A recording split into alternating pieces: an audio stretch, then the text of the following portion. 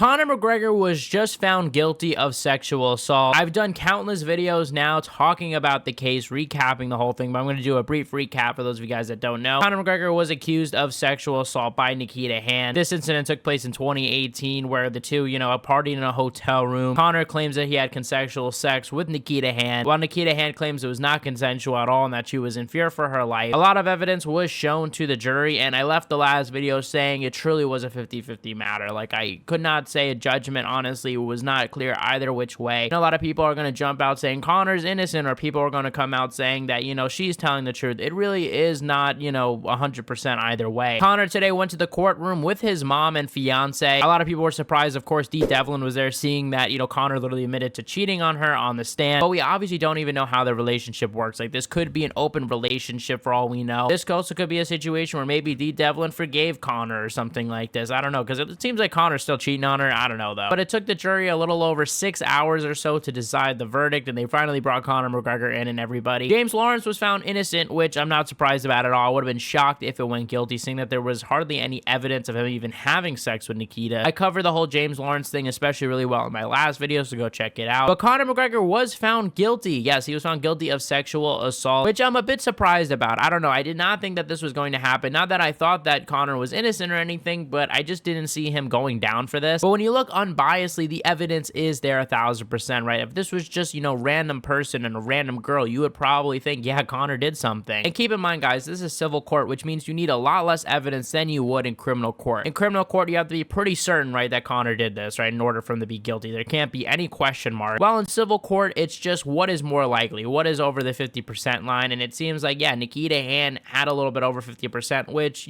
I can't disagree with necessarily. Like I said, I was 50-50, so I can't really go either way. This isn't me trying to stay in the middle, guys. Like, I honestly would tell you, it's really tough to say. There's a lot of evidence on both sides. I'm not sure. Conor McGregor was sworn by the media along with his wife, leaving the courtroom, getting into a limousine. Conor said that he wants to appeal the decision on Twitter. Conor McGregor said, "I will be appealing today's decision. The judge's instructions and the modest award given was for assault, not for aggravated or exemplary damages. I am disappointed that the jury did not hear all the evidence that the DPP reviewed. I am with my family now, focused on my future. Thank you to all my support worldwide." Nikita Hand also spoke to the press, giving a little bit of a statement, seemingly very upset, obviously, because, if this did happen, like, this is pretty traumatic to go through this whole trial, especially with the media circus surrounding this, seeing who allegedly sexually assaulted her. Here's a little clip of what she had to say. Start off by saying I'm overwhelmed. I'm touched by the support I have received from everybody. First, I want to thank the Coleman legal team and my 3 barristers, John Gordon, Ray Boland and Sean. They have been amazing from start to finish.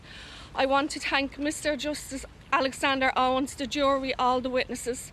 I want to thank the doctors, nurses and everyone at the sexual assault treatment unit in the Rotunda Hospital for looking after me, especially my own Dr. Frank Clark. Khabib also responded to the guilty verdict by posting on Instagram, the little story of Conor McGregor getting, found guilty. Jake Paul also reacted, basically commenting how everybody looks at him as the bad guy, and Conor McGregor clapped back, seemingly, deleting the tweet pretty soon, saying he was a gay little nerd. Yeah, Conor's even trolling after losing a court case. Like, this is crazy. Dustin Poirier also reacted by, retweeting him knocking out Conor McGregor, with someone saying on behalf of the MMA community, thanking Dustin Poirier. Also, apparently after the trial, Nikita revealed that, yeah, she had to move houses because her partner got stabbed. Apparently a bunch of McGregor fans started stalking the home. It was not put in the trial because it's not really relevant if Conor McGregor is guilty or not, but it just goes to show you how crazy this really is. Now, as I said, like, I think people could still make their judgments if Conor did it, if Conor did not. There's definitely a decent amount of evidence on both sides. And like I said, civil court, there is a lot less evidence needed to get a conviction. But it's not good for Conor McGregor. It is not a good look. I'm already seeing articles smearing Conor. I mean, it is just painting Conor McGregor to be kind of what he kind of is, honestly. Someone who hasn't fought in a long time, who has been,